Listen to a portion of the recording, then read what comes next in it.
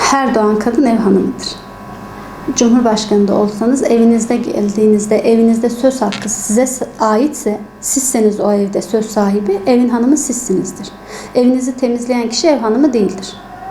İşte evinizde yemek yapan kişi ev hanımı değildir. Çocuğunuzun dadısı ev hanımı değildir. Ama kendi evine gittiğinde o da ev hanımıdır. Şimdi biz ev hanımı dediğimizde evde hiçbir işten anlamayan, çok böyle etliye sütlüye karışmayan, bulaşıkla, çamaşırla, işte ütüyle, çocuk bakımıyla, kocasının gönlüyle uğraşan kadınlar aklımıza geliyor. Biz bir kere bunu değiştirmeliyiz. Ev hanımı siyasetten de anlamalı, spordan da anlamalı, dünya basınını da takip etmeli, bütün yayınlanan kitapları da takip etmeli, bütün gazeteleri takip etmeli, köşe yazılarını takip etmeli, çocuğunu hangi dünyaya yetiştirdiğini bilmeli. Kendini geliştirmeyen bir kadın, kendini oluşturamayan bir kadın, tabii ki en kötü yer ev olur. Çünkü bir hapishane. Çıkma ihtimali var ama çıkamıyor. Gezme ihtimali var, gezemiyor. Yaşama ihtimali var, yaşayamıyor. Aslında bir nevi doğru bir cümle. Ama ters düz ettiğinizde, hayır, o ev hanımı o küçücük haneden dünyayı değiştirecek insanlar yetiştirebilir. Ama önce kendi bakış açısını değiştirmeli. Ev hanımının ne olduğunu bir kere anlamalı, algılamalı. Ev hanımı demek toprağa atılan tane demek. Ondan müthiş bir ağaç çıkar. Ve o ağaçtan milyonlarca insan, milyarlarca kuş, böcek yararlanır. Ve dünyanın en güzel gölgeliği olur. Ama tohum çürükse, siz o tohumu toprakla buluşturamadıysanız, yani yanlış algılarla insan yetiştiriyorsanız, bizim oralarda tarla ekeriz biz. Buğdayı zamansız attığınız zaman tarla ya kuş toplar ya karınca. Ve tarlanız bitmez. Buğdaylarınız bitmez. Şimdi biz zamansız çocuk yetiştirdik. Yani anne olmayı bilmeyen birine, deneme yanılma yöntemiyle anne olacak bir kadına bir çocuk emanet ettiğinizde Ayşe teyzenin, Fatma teyzenin lafıyla çocuk büyütüyor. Bu çocuktan dünyayı yönetmesini bekliyoruz. Ya bu çocuk toprakla buluşmamış. Bu çocuğun bir kere 6 yaşında, 9 yaşına gelinceye kadar dünya ile ilgili bir hayalleri olması gerekiyor. Geleceğe dair bir hedefi olması gerekiyor. Bizim insanımız 40 yaşına geliyor, hala daha bir hedef belirlememiş kendine.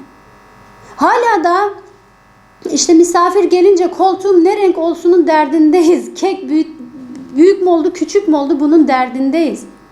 Bakın, israf ev hanımlarının yozlaşmasından kaynaklıdır.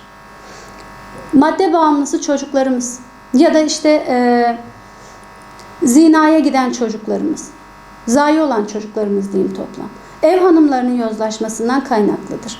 Toplumun erkeklerinin bu kadar cinnet geçirme derecesine kadar gelmeleri ve evlerinden uzaklaştırılma kararları alınması, bir erkeğin çocuğunu dahi göz kırpmadan öldürecek konuma gelmesi ev hanımının yozlaşmasından kaynaklıdır. Ve bu 10 senelik, 20 senelik bir program değil. Bu 100 senelik bir program. Biz ev hanımı cümlesini İslam'daki ev hanımından aldık, getirdik evinde işte bir dönem bir şey vardı, tipleme vardı, kakılmış tiplemesi. Kakılmış tiplemesine yapıştırdık. Hayır, biz kakılmış değiliz. Biz dünyayı var eden varlıklarız. Biz bir erkeğin soyunu var eden varlıklarız. Onun adını var eden varlıklarız. Ama biz bunu bu şekilde algılamıyoruz maalesef. Biz tutturuyoruz, illa da işte süslü olacağız, güzel olacağız, desinlere gideceğiz, dedirttireceğiz. Ya da işte ün salacağız, marka yapacağız. Ne oldu? Yaptık da ne oldu? Toplum olarak bir dönün bakın bakalım neredeyiz? Ev hanımı bir milletin, bir ırkın, hatta dünyanın toprakla tohumunu buluşturan varlık demek. Ve siz bu hanımın dengesini bozarsanız tohum toprakla buluşmayacak, gelecek inşa olmayacak demektir. Ev hanımın evi hapishanesi değil, dünyayı var ettiği yerdir. Ama ev hanımının bakış açısına bakmak lazım. Nereden bakıyor hayata? Biz gelecek 100 yılı inşa etmeyi programlamadıysak yapacağımız şey de bu kadar oluyor. Ondan sonra gelecek 4 yıl sonra başka bir program yapıyoruz. O da tutmuyor, başka bir program yapıyoruz. O da tutmuyor, başka bir program yapıyoruz. İşin kötüsü ne biliyor musunuz?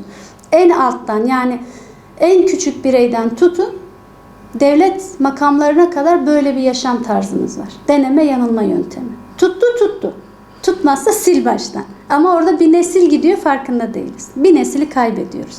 Ve o kaybettiğimiz neslin çürükleri bizim toplumumuzu da çürütmeye başlıyor. Hayat bu kadar bedava olmamalı bence. Bir insan milyarlarca hücreden var oluyor. Zayi etmemek lazım bence.